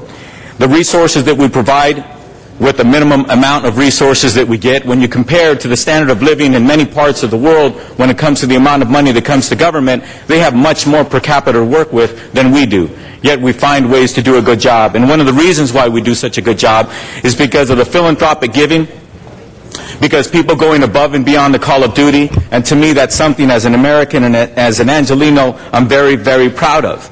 But for example, when it comes to international issues, I would find it hard to believe that any other city can compare better than the city of Los Angeles when it comes to the support that we garner for atrocities around the world, whether it be a resolution or actual physical resources and dollars and bodies that fly in many corners of this earth to go ahead and give, to save children's lives, to bring people to this country to start a new life. Those kinds of things emanate right here out of this wonderful city of Los Angeles. And also, I'll give you another example of what we do here in this city. Even though we just started focusing on it in a concerted way here in Los Angeles, when it comes to the issue of human trafficking, which we just spoke of recently right here in these chambers. Human trafficking is an atrocity that occurs all around the world. And it's atrocious as little children as young as 8 years old being held captive as slaves and being forced into prostitution every day of their lives. We're combating this in Los Angeles.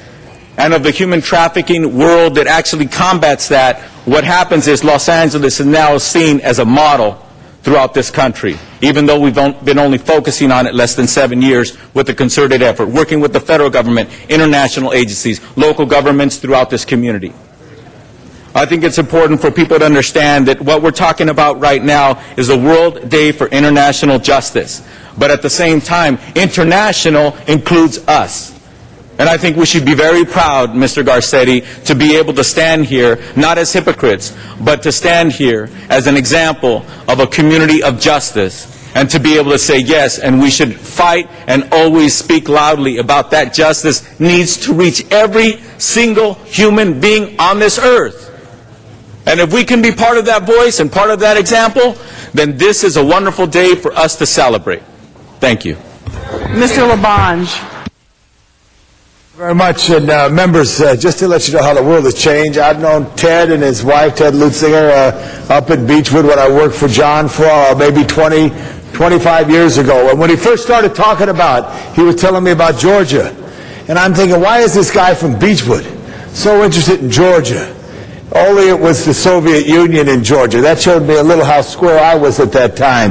But how our minds are expanded in the sense to understand the tentacles of the world and how it is. Because I've absolutely, Ted, when we first met 25 years ago, when you passionately spoke about the challenges in that part of the world, I was really on the East Coast. And Georgia has problems, California has problems, but this is the real Georgia in what is the former Soviet Union.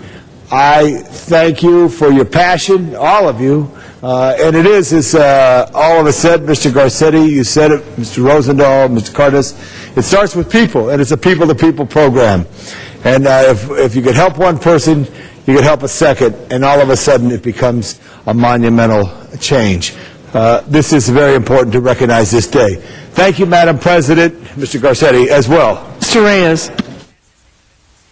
College, some have said this is symbolic, and why are we really doing this? And it's important that we bring up these issues, that when you remain silent, it adds to the environment that creates these crimes and creates these impositions and creates these inhumane acts.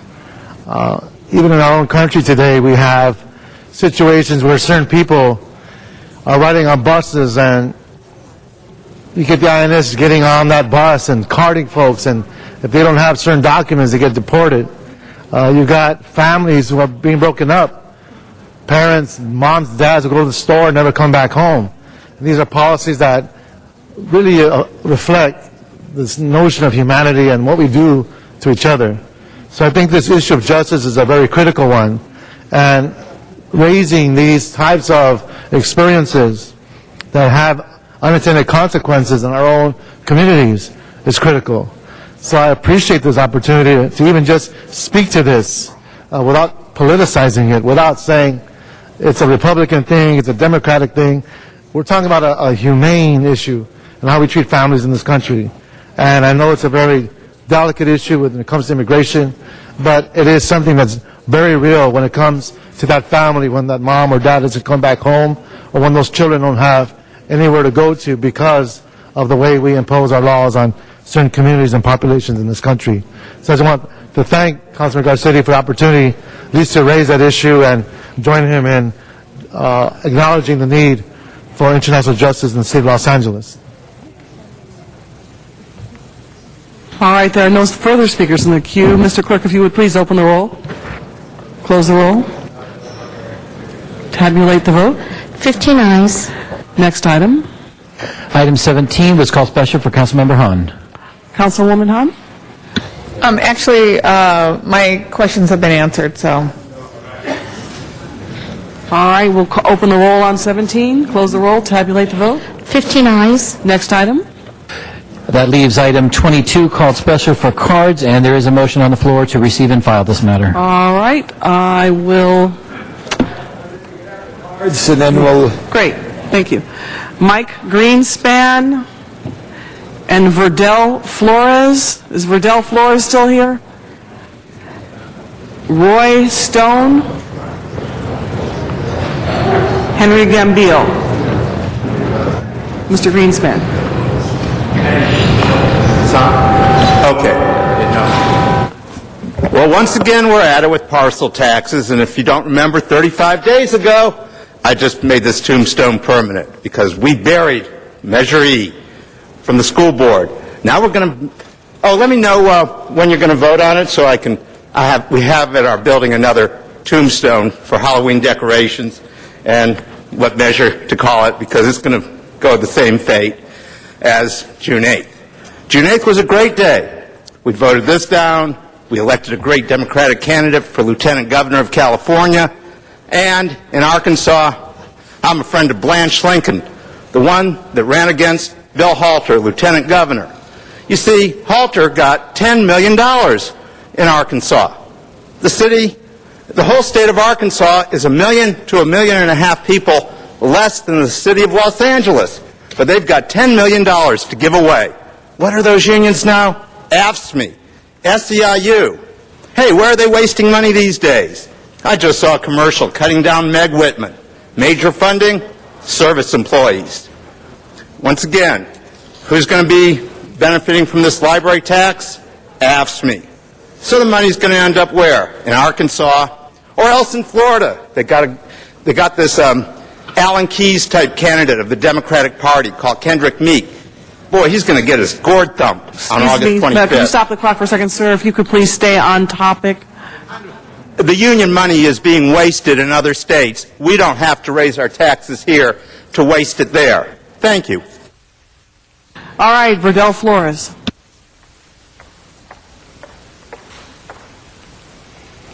Good morning, Verdell Flores. The parcel tax recommended by the city librarian and approved by our Library Board of Library Commissioners is necessary in order to get out from under the oppressive hand of the CAO, the mayor, and this council. The library is a city department. It deserves to be funded by the city, and it deserves to be funded fully. It was your predecessors who decided that the library was important enough to ensure its funding by placing it in the city charter. And though we can't go back and change the charter now to make sure we are funded at our appropriate operating costs, you can put this measure on a ballot to alleviate the draconian cuts that the library department has been forced. If you insist, however, on removing the 5-year limit and enforcing the library department to cover the cost of placing this measure on the election, then forget it and vote this measure down. If you can't fund the library department, how do you expect the department to cover the $4.2 million cost to have this on the November ballot? Thank you. Roy Stone.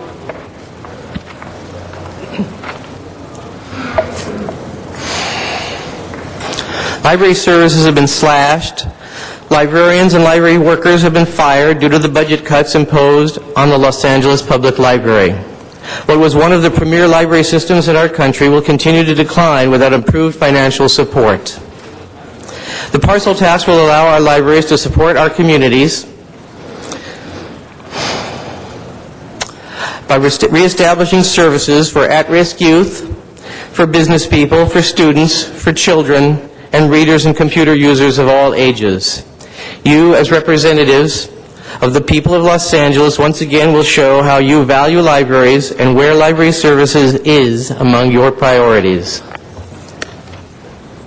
Mr. Gambill. Los Angeles had a dream. Rebuild our public library system, construct modern new branches with communal spaces for programs, add wireless technology, buy more books. To support our dream, we hired more staff and extended public hours. We created a library open 7 days a week. We created a world-class library system. But recent events have shattered this dream, and our library is decimated. We are now open 5 days a week with limited staff, dramatically reduced staff, too. We are now closed on Sundays. We are now a service that locks the doors on Mondays and tells children to go somewhere else after school. I ask you at this point in our city's history, how do we unlock those doors? How do we recapture our city's dream? Council members, there's only one real way at this point. I ask you to support the library emergency funding measure, which allows voters the opportunity to restore 6-day-a-week service citywide, prevent further reduced hours, resurrect after-school children's programs, and provide more funds for books. We're talking $39 here. That's 4 tickets for Toy Story 3, or access to 7 million books. I ask this council do the right thing, save the library, support this measure, and thank you. Mr. David Meyer, and then Ankur Patel, and then we will go to the Valley. Hi, I'm David Meyer. I'm an enrolled agent, Department of the Treasury. I ask you what can you get for 11 cents a day? You can get maybe 5 minutes on a parking meter, or you can insure your children's future. That's all we're asking the Los Angeles property owners to pay, 11 cents a day. And for that, you get the libraries open. I also encourage the council members, I'll pass this out to each of your offices, to still look at parking revenues being underestimated. I know that's off the subject, but luckily I've been able to capture the attention of the Los Angeles Times last weekend in 2 articles, both asking you to look at revenue, underestimated and possibly neglected revenue. But thank you for putting this parcel tax, because it's only 11 cents a day. And I know people, and it is well worded, so it will go to the library and not go to Arkansas. Thank you very much. Take care. Mr. Patel.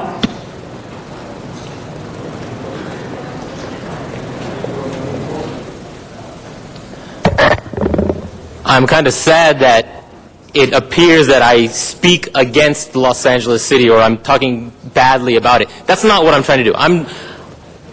I love LA. I'm here. I tried to improve it, right? It's all about improvement. And I understand that criticism isn't necessarily the best way, so libraries are very important to a city.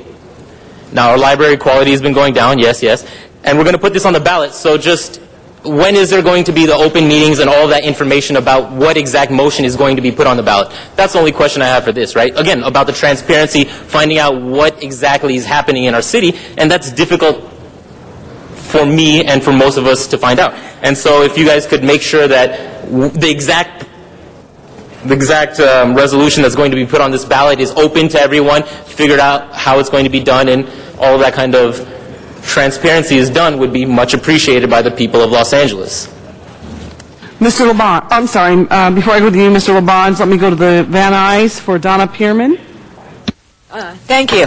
Anyway, this will undermine Proposition 13. 13 wants to slow down the parcel taxes because people are losing their homes and people will lose their homes again. We need to stop giving money to the CRA, take our tax increment dollars.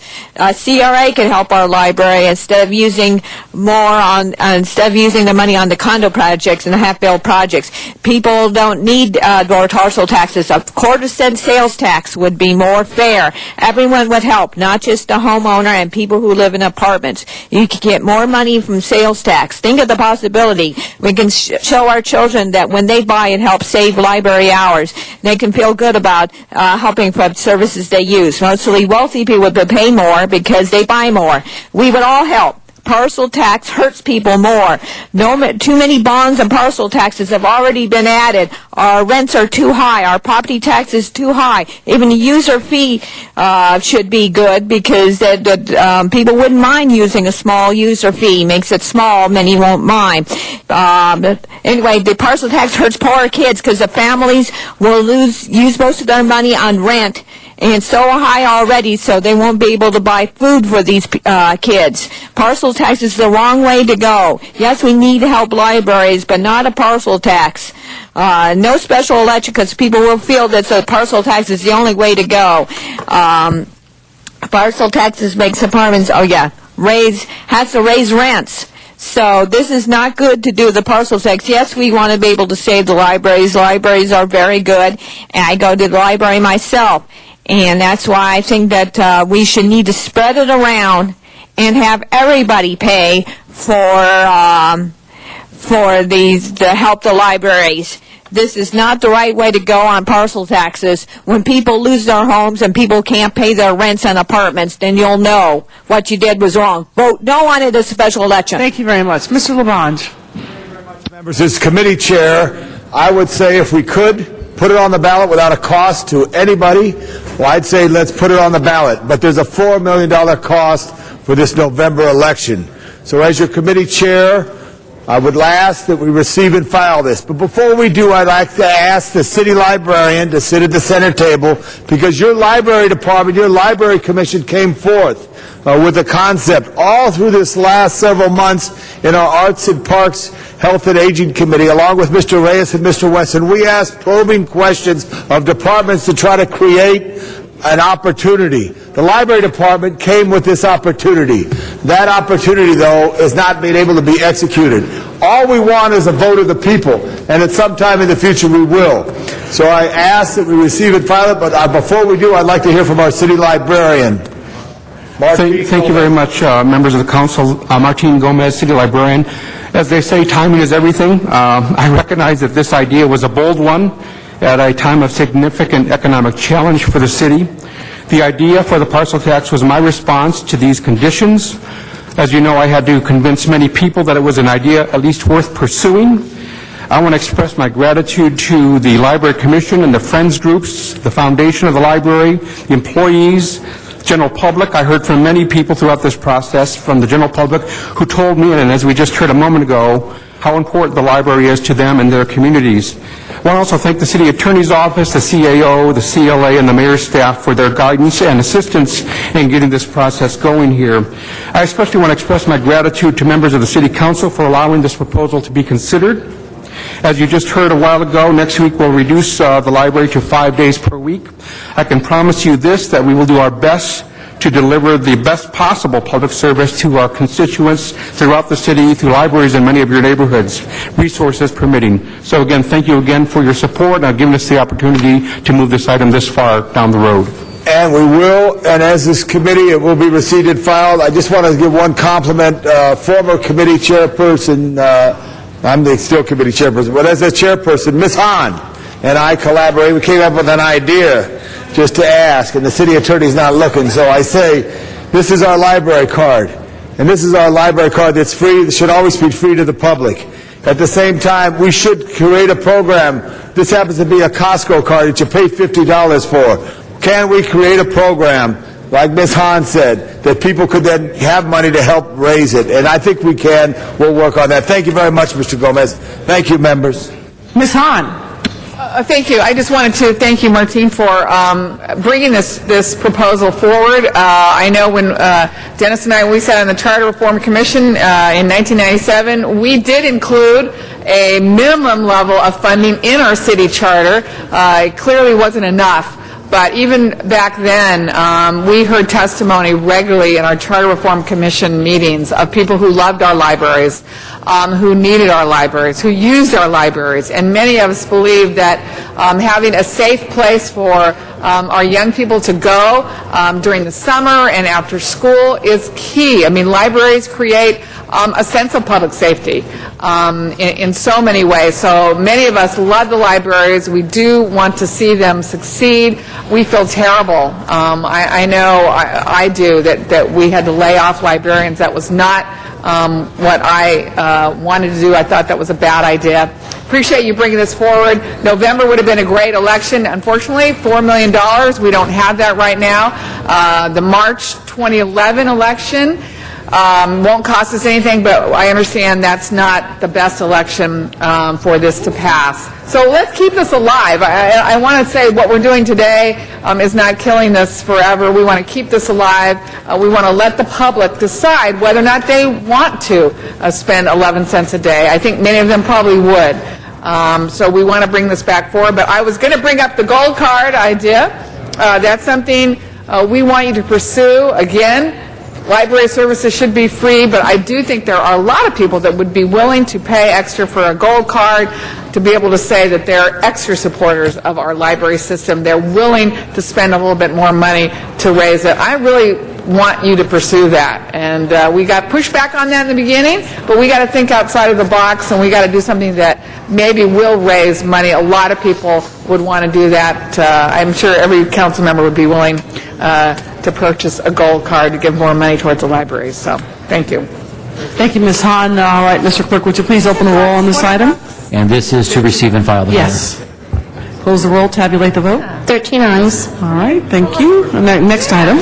Council has motions for posting and referral. Motions are posted and referred. There's an excuse on the desk. Councilmember Reyes requests to be excused October 29th for city business.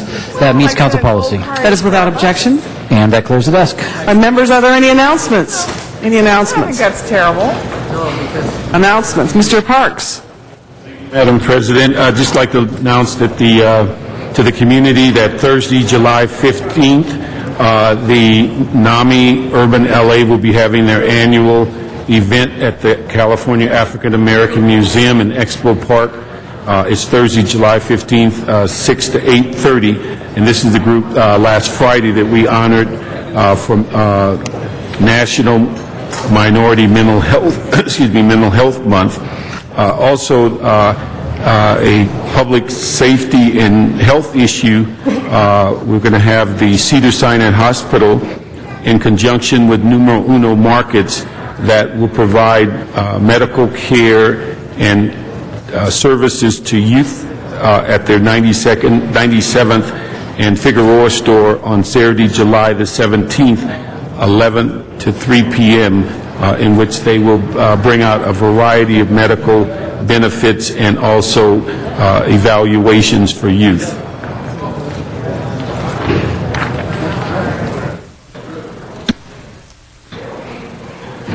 Any others? All right, any other announcements? Mr. Reyes? I just wanted to take a moment to thank Councilman Robert Allard and Nancy Sutley from the chairperson for Obama administration. This past week we had secretaries from the Army Corps, EPA, as well as the representatives from the National Forestry, and they actually toured in a helicopter with our city engineer, Mr. Moore, and evaluated the opportunities in Los Angeles for investment on the Outdoors Initiative that President Obama has been promoting.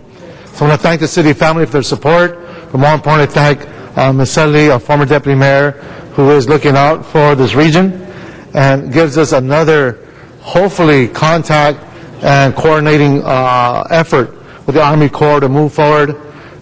We do have a Colonel Toy, who's a new colonel at Army Corps, who's working with us on the master plan for the Iowa River. So I just want to thank them and work together. And with Councilman Hahn, we saw his swearing in San Pedro, and or Pedro, or how you want to say it. And it looks like an exciting time, and hopefully put together some real strong proposals. Thank you, Mr. Reyes. Any other announcements, members? All right, if not, would you all please rise for adjourning motions? Quite the ceremony. Labange. Members, you may have heard this morning, George Steinbrenner, the owner of the Yankees, who revitalized the Yankees, passed at 80 years old. I'd like to ask that this city council adjourn in his memory as a baseball man and as one who gave a lot of passion to the New York Yankees. I ask we adjourn in memory of George Steinbrenner, who lived a great life. Equally, every life is very important, but this is so much more tragic. Randall Cunningham's 2-year-old son, Randall, Sam Cunningham's brother, who's a friend to all of us here, 2-year-old son died in a pool accident in Las Vegas. Christian was just 2 years old, and the family was having a backyard party, and the tragedy took place. I ask we adjourn in memory of Christian Cunningham, the youngest of 4 children, to Randall and Felicia Cunningham. Thank you. Mr. Parks, then Mr. Reyes. Thank you, Madam President. I'd ask we adjourn in memory of Harvey Fuqua, who was one of the founding members of one of the original R&B groups called the Moonglows. He died on Tuesday, July 6th in Detroit at the age of 80. He was credited during his career with actually identifying the talent of Marvin Gaye and later assisted him on a variety of his projects. He was also recently placed in the Rock and Roll Hall of Fame and has a number of credits from record scoring to writing and producing, and he will also be honored in both Las Vegas and in Los Angeles, and all the memorial services are currently pending.